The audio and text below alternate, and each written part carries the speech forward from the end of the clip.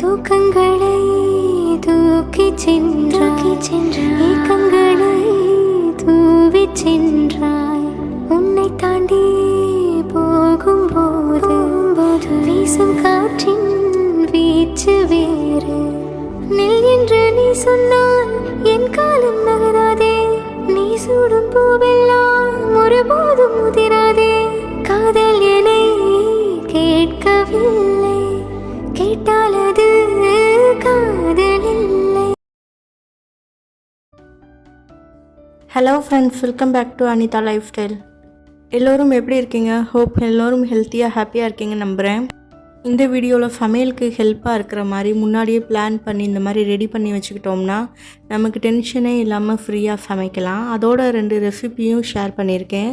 அதை ஸ்டோர் பண்ணி வச்சு நம்ம எமர்ஜென்சியான டயத்தில் யூஸ் பண்ணிக்கலாம், நல்லாயிருக்கும். ஃபஸ்ட்டு கருவேப்பிலை தான் பார்க்க போகிறோம். கருவேப்பிலை உடம்புக்கு ரொம்பவே நல்லது, எல்லாருக்குமே தெரியும்.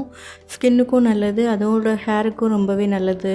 எல்லா டயத்துலையும் கருவேப்பிலை ரொம்ப கிடைக்காது, எப்போயாவது தான் கருவேப்பிலை நிறையா கிடைக்கும். அந்த மாதிரி டயத்தில் நம்ம ஃப்ரிட்ஜுக்குள்ளே வச்சுக்குவோம். சமையலுக்கு எப்பப்போ தேவையோ அதை மட்டும் எடுத்து நம்ம யூஸ் பண்ணிவிட்டு அப்படியே விட்டுருவோம், அதுவும் வேஸ்ட்டாக போயிடும். சமையலில் யூஸ் பண்ணுற கருவேப்பிலையும் எல்லாருமே சாப்பிட மாட்டாங்க, அதனால் இந்த மாதிரி பவுடராக பண்ணி வச்சுக்கலாம். கருவேப்பிலையை உருவிட்டு நல்லா வாஷ் பண்ணிவிட்டு அதை ஈரம் போகிற அளவுக்கு மட்டும் வெயிலில் காய வச்சு எடுத்து வச்சுக்கலாம். ஈரப்பதம் போனதும் அதை எடுத்து லேசாக கடாயில் வச்சு ரோஸ்ட் பண்ணிக்கலாம். ரோஸ்ட் பண்ண கருவேப்பிலை ஆறுனதுக்கப்புறமா அதை மிக்சர் ஜாரில் சேர்த்து பவுடராக அரைச்சிக்கலாம்.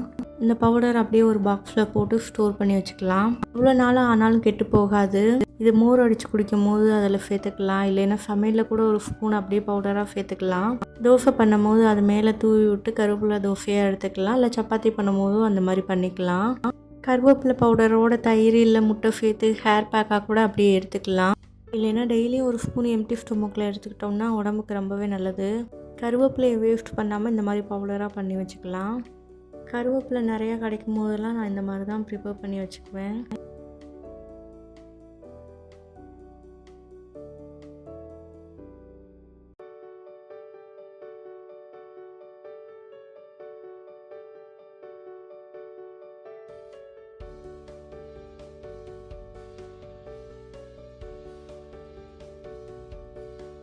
அடுத்ததாக வீக்லி ஒன்ஸ் கண்டிப்பாக ப்ரிப்பேர் பண்ணி வச்சுக்கிறதுல இதுவும் ஒன்று. சின்ன வெங்காயமும் பூண்டும் உரித்து வச்சுக்குவேன். மோஸ்ட் ஆஃப் சமையல் எல்லாத்துக்குமே சின்ன வெங்காயம் தான் யூஸ் பண்ணுவோம். குறிப்பிட்ட சமையலுக்கு தான் பெரிய வெங்காயம் யூஸ் பண்ணுவோம். அதனால் சின்ன வெங்காயத்தை உரித்து ஒரு பாக்ஸில் போட்டு 1 வீக் வரையும் ஸ்டோர் பண்ணி வச்சுக்குவேன். பூண்டையும் உரித்து ஒரு பாக்ஸில் போட்டு ரெடியாக வச்சுக்குவேன். அடுத்ததாக இஞ்சி பூண்டு பேஸ்ட்டையும் எடுத்து அதையும் ஸ்டோர் பண்ணி வச்சுக்குவேன். இஞ்சி பூண்டு பேஸ்ட்டும் நம்ம டெய்லி சமையலில் யூஸ் பண்ணுவோம். அதை கொஞ்சமாக போட்டு அரைக்கும் போது மிக்சியில் அரைக்காது, அதனால் இதை எடுத்து வச்சுக்கிட்டோன்னா நமக்கு ஈஸியாக இருக்கும். இஞ்சியோட தொலியும் நல்லா எடுத்துட்டு அதை தண்ணியில் போட்டு நல்லா வாஷ் பண்ணி எடுத்துக்கலாம். நான் மெஷர்மெண்ட் பண்ணி தான் பண்ணுவேன், அப்போ தான் கரெக்டான அளவில் வரும். இஞ்சி நல்லா வாஷ் பண்ணதுக்கப்புறம் 100 கிராம் உலக்கு இருக்குல்ல, அதில் 1 உலக்கும் 1/4 உலக்கும் இஞ்சி எடுத்திருக்கேன். இஞ்சியோட அளவை விட பூண்டோட அளவு கொஞ்சம் அதிகமாக இருக்கணும். இஞ்சி 40% இருக்கணும், பூண்டு 60% இருக்கணும். இப்போ பூண்டையும் நல்லா கழுவிட்டு அதிலே 1/2 உலக்கு சேர்த்துக்கலாம். இதில் 2 கல் உப்பு சேர்த்துக்கலாம், கொஞ்சமாக மஞ்சத்தூள் சேர்த்துக்கலாம், ஒரு 1/2 ஸ்பூன் சேர்த்துக்கலாம், 1 ஸ்பூன் ஆயில் சேர்த்துக்கலாம். இது எல்லாத்தையும் சேர்த்துட்டு தண்ணி எதுவும் சேர்க்கக்கூடாது, நல்லா மஃபியாக அரைச்சிக்கலாம். நல்லா ஃப்ரெஷ்ஷாக இருந்துச்சுன்னா தண்ணி எதுவுமே நமக்கு சேர்க்கவும் தேவை இருக்காது, அதுவே நல்லா அரைச்சிரும். ஸ்பூனில் எடுத்து விட்டுட்டு நல்லா அரைச்சிக்கலாம். இப்போ பாருங்கள், நல்லா அரைச்சாச்சு. இதில் ஒரு கண்ணாடி பாட்டிலில் ஸ்டோர் பண்ணி வச்சுக்கிறேன். மேக்ஸிமம் பிளாஸ்டிக் அவாய்ட் பண்ணிவிட்டு கண்ணாடிலேயோ இல்லை சில்வர்லேயோ நம்ம யூஸ் பண்ணிக்கலாம், அப்போ தான் ஃபுட்டு ரொம்ப நல்லாயிருக்கும். இது இப்போ ஃப்ரிட்ஜில் ஸ்டோர் பண்ணி வச்சுக்கலாம். நம்ம யூஸ் பண்ணுற பொறுத்து தான். நான் 1 வீக் தான் அரைச்சிருக்கேன். இது 1 மந்த்து கூட அப்படியே வச்சுக்கலாம். வெங்காயமும் பூண்டையும் க்ளோஸ் பண்ணிவிட்டு இதையும் ஃப்ரிட்ஜில் வச்சுக்கலாம். அடுத்ததான் வெல்லம் எடுத்திருக்கேன், அதை இப்போ தட்டி நம்ம பாகு எடுத்து வைக்க போகிறோம். வெள்ளைப்பாகு எடுத்து வச்சுக்கிட்டோம்னா நமக்கு ரொம்ப யூஸ்ஃபுல்லாக இருக்கும். இப்போ சத்து மாவு கஞ்சி காய்ச்சிரும், இல்லை லட்டு பிடிக்கிறோம்னா இதை நம்ம யூஸ் பண்ணிக்கலாம், நல்லாயிருக்கும். அப்போ நம்ம தண்ணி ஊற்றி பாகு எடுத்துகிட்டு இருக்க முடியாதுல்ல. பிள்ளைங்களுக்கு இப்போ காலையில் எமர்ஜென்சியான டயத்தில் லட்டு பிடிச்சி கொடுத்து விடலான்னா நம்ம இந்த பாகை ஊற்றி லட்டு பிடிச்சி கொடுத்து விட்டுக்கலாம். சாமிக்கே நெய் வைத்தியம் எதுவும் பண்ணுறோம், ஸ்வீட்டு பாயசம் இந்த மாதிரி பண்ணுறோனாலும் டக்குன்னு இந்த பாகை ஊற்றி பண்ணிக்கலாம். 3/4 கிலோ வெல்லம் எடுத்திருக்கேன். அதை நல்லா தட்டிட்டு அதில் 100 கிராம் வாட்டர் சேர்த்துட்டு அதை அடுப்பில் ஃப்ளிம்மில் வச்சு பாகு மாதிரி காய்ச்சிக்கலாம். ரொம்ப திக்காக காய்ச்சணும்னு இல்லை, அது நல்லா கரைஞ்சவனே போதும். அதை இறக்கிட்டு நம்ம உடனே ஃபில்டர் பண்ணிக்கலாம். இல்லைன்னா இந்த பாத்திரத்துலேயே திக்காயிரும். நம்ம எதில் ஸ்டோர் பண்ணுறோமோ அதில் வந்து ஃபில்டர் பண்ணிக்கலாம். ஃபில்டர் பண்ணதுக்கப்புறமா ஆறினவனே அதை க்ளோஸ் பண்ணி நம்ம வச்சுக்கலாம். வெளியிலையும் வைக்கலாம், இல்லை ஃப்ரிட்ஜ்லேயும் வச்சுக்கலாம். வெளியில் வச்சோம்னா வந்துட்டு தண்ணி எதுவுமே படாமல் சுத்தமான ஸ்பூன் இல்லை கரண்டி யூஸ் பண்ணணும். அடுத்ததாக நான் ரவையை வந்து நல்லா வறுத்து ஸ்டோர் பண்ணி வச்சுக்குவேன். அப்போ தான் டக்குன்னு உப்புமா, கேசரி, டிஃபன் ஐட்டம் இல்லைன்னா ஸ்வீட் ஐட்டம்லாம் ஈஸியாக பண்ணிக்கலாம். வறுத்து வச்சுட்டா ரொம்ப நாளைக்கு நல்லாயிருக்கும். இல்லைன்னா சீக்கிரமாக வண்டு வச்சிரும், இல்லை புழு வச்சிரும். 1/2 kg ரவையை எடுத்து அது ஒரு கடாயில் சேர்த்துக்கலாம். அது கூடவே ஒரு 2 ஸ்பூன் வந்துட்டு ஆயில் சேர்த்துக்கலாம். ஆயில் சேர்த்து நல்லா ரோஸ்ட் பண்ணிக்கலாம். ஆயில் சேர்த்து ரோஸ்ட் பண்ணும் போது நல்லா ரோஸ்ட் ஆகும். அதோட எந்த டிஃபன் ஐட்டம் இல்லை ஸ்நாக்ஸ் ஐட்டம் பண்ணாலும் சாஃப்டாக நல்லாயிருக்கும். நல்லா ரோஸ்ட் ஆனதுக்கப்புறம் இதை நல்லா ஆற விட்டுட்டு அதுக்கப்புறமா பாக்ஸில் ஸ்டோர் பண்ணிக்கலாம்.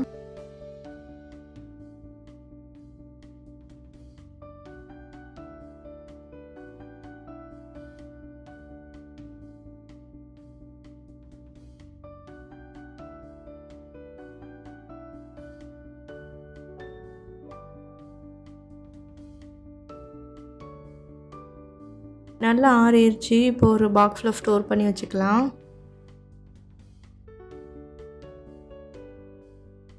அடுத்து ஒரு சூப்பரான டிப்ஸ் தான். டெய்லியும் கண்டிப்பாக நம்ம டீ போட்டு குடிப்போம். மசாலா டீயாக போட்டு குடிக்கிறதுனா ரொம்ப சோம்பேறித்தனமாக இருக்கும். இந்த மாதிரி பண்ணி வச்சுக்கிட்டோன்னா நமக்கு ஈஸியாக இருக்கும். அதுவும் இல்லாமல் ஹெல்த்துக்கு ரொம்பவே நல்லது. இஞ்சி 2 துண்டு எடுத்து தொலியை நீக்கிட்டு வாஷ் பண்ணிவிட்டு சேர்த்துக்கலாம்.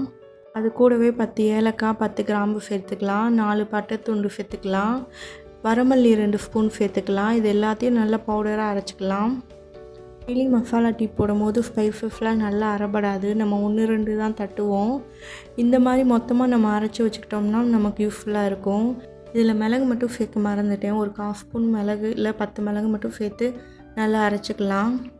அவ்வளோதான், அரைச்சாச்சு. இதை எடுத்து ஒரு கண்ணாடி பாட்டிலில் சேர்த்து நல்லா க்ளோஸ் பண்ணி ஃப்ரிட்ஜில் வச்சுக்கலாம். டீ தூள்லேயே வந்து பவுடர் மாதிரி அரைச்சி நம்ம சேர்த்துக்கலாம். அது வந்துட்டு வெயிலில் காய வச்சு பண்ணணும். அதுவும் நல்லாயிருக்கும். அதை விட இது ஃப்ரெஷ்ஷாக ரொம்பவே நல்லாயிருக்கும். இந்த மாதிரி ட்ரை பண்ணி பாருங்கள்.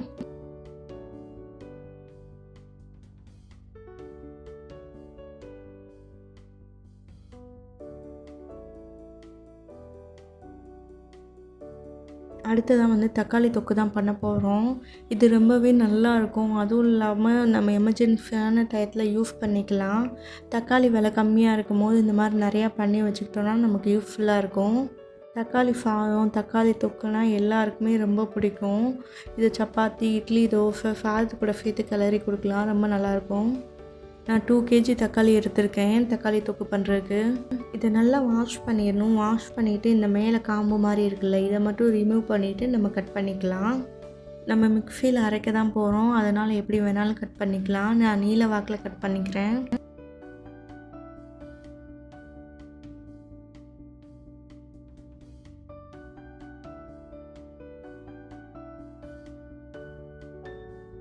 ரெண்டு கிலோ தக்காளி எடுத்துருக்கிறதுனால 2 பேட்சாக பிரித்து நான் அரைச்சிக்கிறேன். இப்போ தக்காளி எல்லாத்தையும் நம்ம சேர்த்துக்கலாம். 2 கிலோ தக்காளி எடுத்துருக்கிறதுனால 2 எலுமிச்சை சைஸு அளவுக்கு புளி எடுத்துக்கலாம். மிக்ஸியில் சேர்த்துருக்கோம்ல தக்காளி, அந்த அளவுக்கு தேவையான அளவு உப்பு, 12 பல் பூண்டு, 12 வரமிளகாய் சேர்த்து நல்லா நைஸாக அரைச்சிக்கலாம்.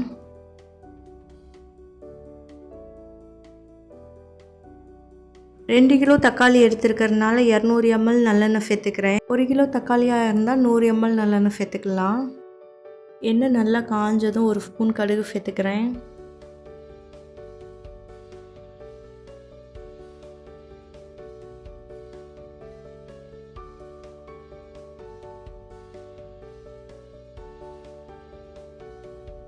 ரெண்டு ஸ்பூன் பெருங்காயத்தூள், கருவேப்பிலை, 20 பல் பூண்டு சேர்த்துக்கலாம்.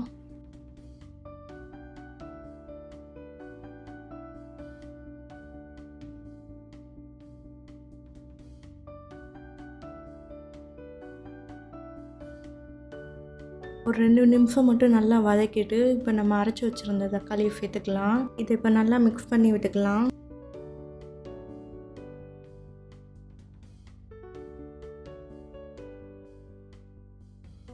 அப்படியே இன்னொரு பேட்ச் தக்காளியும் அரைச்சிக்கிறேன். புளி மட்டும் அதில் வந்துட்டு எக்ஸ்ட்ரா சேர்த்துட்டேன். இதில் புளி சேர்க்க தேவையில்லை. மற்றபடி வந்து பூண்டு, உப்பு, மிளகாய் எல்லாமே வந்துட்டு சேர்த்துக்கணும். அதில் எவ்வளோ சேர்த்தோமோ அதே அளவு தான் இதுலேயும் சேர்க்கணும். 12 பல் பூண்டு, தேவையான அளவு உப்பு, 12 வரமிளகாய் சேர்க்கணும்.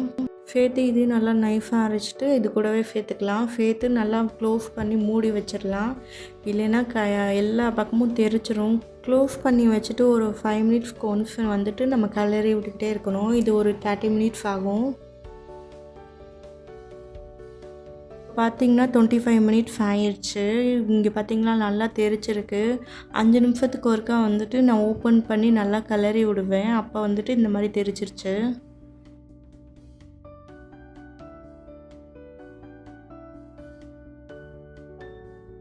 கடுகும் வெந்தயமும் வந்துட்டு நல்லா வறுத்துட்டு இந்த மாதிரி பவுடராக அரைச்சி வச்சுக்கலாம். நான் அடிக்கடி பண்ணுறதுனால இந்த மாதிரி பவுடராக அரைச்சி வச்சுருக்கேன்.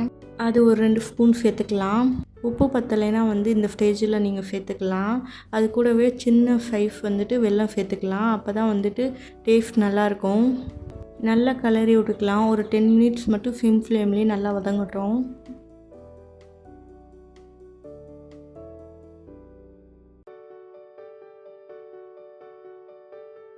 தண்ணிலாம் நல்லா வற்றி ஆயில் நல்லா பிரிஞ்சு வரும். அந்த ஸ்டேஜில் நம்ம இறக்கிடணும். இப்போ பார்த்திங்கன்னா தண்ணி நல்லா வற்றி ஆயிலெலாம் பிரிஞ்சு வந்திருக்கு. இப்போ இறக்கி இதை ஆற வச்சுக்கலாம். நான் வந்து 2 பாக்ஸாக எடுத்து ஸ்டோர் பண்ணி வச்சுக்குவேன். ஒரு பாக்ஸ் வந்துட்டு ஃப்ரிட்ஜில் வச்சுருவேன். ஒரு பாக்ஸ் வந்து வெளியில் வச்சுக்குவேன். கெட்டு போகாது, நல்லாயிருக்கும். ஆனால் ஈரக்கரண்டியோ ஈர ஸ்பூனோ எதுவுமே படாமல் இருக்கணும்.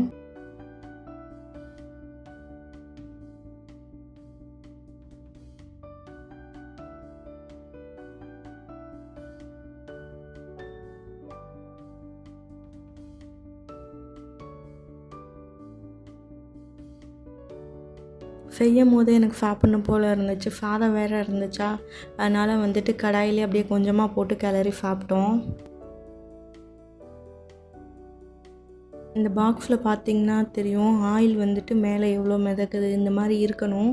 அப்போ தான் வந்துட்டு கெட்டு போகாது, அப்படியே இருக்கும்.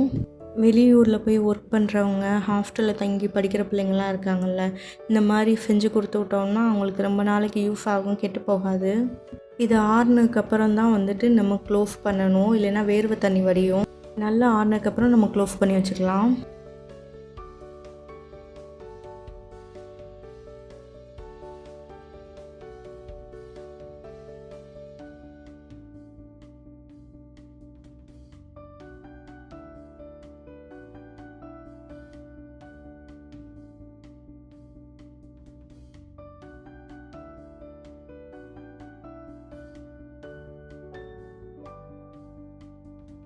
தேங்காவும் வந்துட்டு டெய்லி யூஸ் பண்ணுவோம். சட்னிக்கோ இல்லை குழம்புக்கோ இல்லை பொரியலுக்கோ கூட டெய்லியும் எடுத்துக்குவோம். ஸ்நாக்ஸ் பண்ணுறதுக்கு, அவுல் பண்ணுறதுக்கு எல்லாத்துக்குமே வந்து யூஸ் ஆகும். அதனால் நான் வந்துட்டு தேங்காவை வந்துட்டு ஒரே ஒரு தேங்காவை மட்டும் உடச்சி இந்த மாதிரி கட் பண்ணி எடுத்து மிக்சர் ஜாரில் சேர்த்து அரைச்சிக்குவேன்.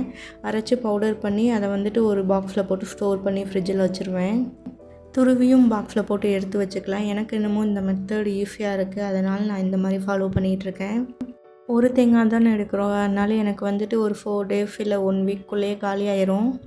தேங்காவை நல்லா பொடியாக கட் பண்ணதுக்கப்புறமா மிக்சர் ஜாரில் சேர்த்து அரைச்சிக்கலாம்.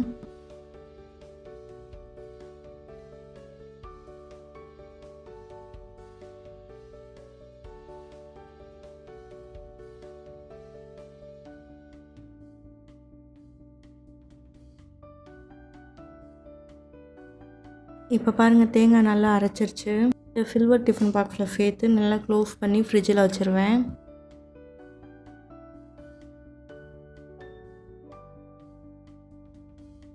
அடுத்ததாக சீரகம் 50 கிராம் எடுத்து நல்லா பவுடர் பண்ணி ஒரு பாட்டிலில் போட்டு ஸ்டோர் பண்ணி வச்சுக்குவேன்.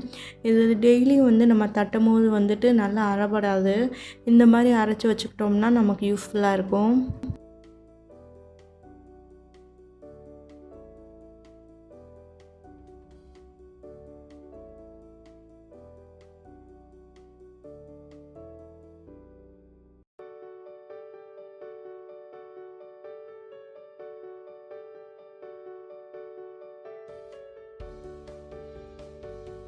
அதிலே மிளகு 50 கிராம் சேர்த்து பவுடராக அரைச்சி ஒரு பாக்ஸில் போட்டு ஸ்டோர் பண்ணி வச்சுக்குவேன்.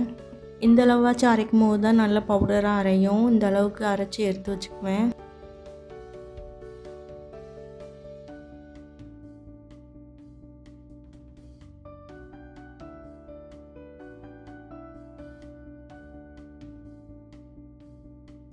அடுத்ததாக சாதத்துக்கும் இட்லி தோசைக்கும் யூஸ் பண்ணுற மாதிரி கருவேப்பிலை பொடி ரெடி பண்ண போகிறோம். கருவேப்பிலை எந்த அளவுக்கு கிடைக்குதோ அந்த அளவுக்கு எடுத்து நல்லா உருவிட்டு அதை நல்லா வாஷ் பண்ணி நல்லா காய வச்சு எடுத்து வச்சுக்கலாம். ஈரப்பதம் போகிற அளவுக்கு மட்டும் காஞ்சால் போதும், வெயிலில் காய வைக்கணுன்ற அவசியம் இல்லை.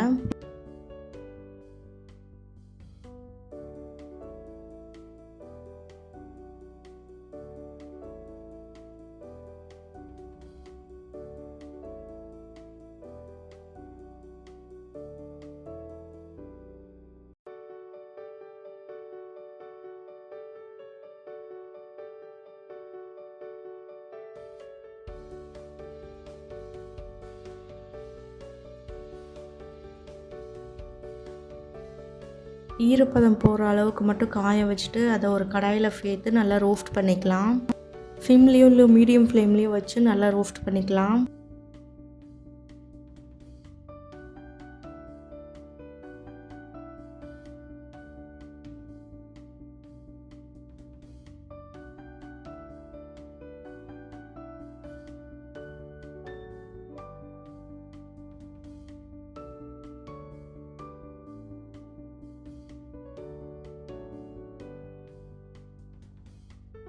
கையில் எடுத்து நொறுக்கி பார்த்திங்கன்னா நல்லா பவுடராக நொறுங்கணும். அந்தளவுக்கு கிறிஸ்பியாக ரோஸ்ட் பண்ணிக்கலாம்.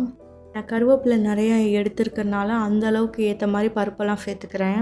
நிலக்கடலை, கடலைப்பருப்பு, உளுந்து இது எல்லாமே 100 கிராம் சேர்த்துக்கலாம். 10 கிராம் வரமல்லி, 10 வரமிளகாய் சேர்த்துக்கலாம். வெங்காய கத்தி 5 சேர்த்துக்கிறேன். 15 பல் பூண்டு சேர்த்துக்கலாம். இது எல்லாமே சேர்த்து மீடியம் ஃப்ளேமில் வச்சு நல்லா கோல்டன் ப்ரௌனாக வர வரையும் நல்லா ரோஸ்ட் பண்ணிக்கலாம். எல்லாமே நல்லா ஈவனாக ரோஸ்ட் ஆகணும், அப்போ தான் நல்லாயிருக்கும். இந்த பருப்பு, மிளகாய் எல்லாத்தையும் வேணும்னா கூட தனித்தனியாக ரோஸ்ட் பண்ணிக்கலாம்.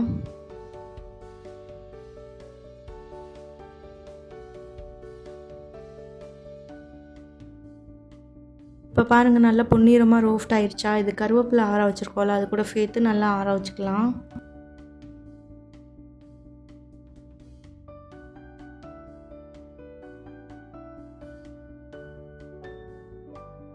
ஆறுனதுக்கப்புறமா மிக்சர் ஜாரில் சேர்த்து தேவையான அளவு உப்பு சேர்த்து நல்லா பவுடராக அரைச்சி எடுத்துகிட்டு வந்துக்கலாம்.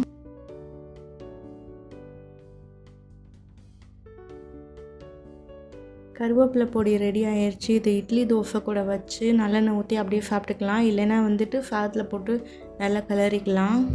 சாதத்தில் போட்டு எப்படி யூஸ் பண்ணுறதுன்னு இப்போ சொல்கிறேன். நார்மலாக வெரைட்டி ரைஸ்க்கெலாம் தாளிப்போம்ல, அந்த மாதிரி தான் பண்ணணும். 1 ஸ்பூன் நல்லெண்ணெய் சேர்த்துக்கிறேன். கடுகு, கடலைப்பருப்பு, வேர்க்கடலை, வரமிளகா, கருவேப்பிலை சேர்த்து நல்லா வறுத்துட்டு சாதத்தோடு சேர்த்துக்கலாம்.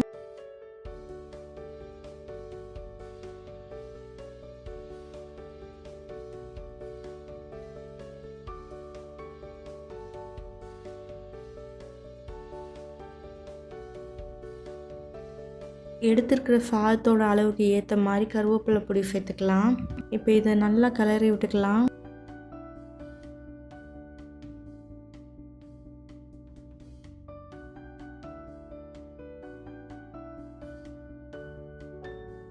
இதில் இப்போ தேவையான அளவு உப்பு, 1 ஸ்பூன் நெய் சேர்த்துக்கலாம். அப்போனா டேஸ்ட் இன்னும் நல்லாயிருக்கும். டிஃபன் பாக்ஸ்க்கெலாம் கொடுத்து விடும் போது ரொம்ப நேரம் காஞ்சி போகாமல் சாதம் சூப்பராக இருக்கும். கருவேப்பிலை பொடி சாதம் ரெடி ஆயிடுச்சு.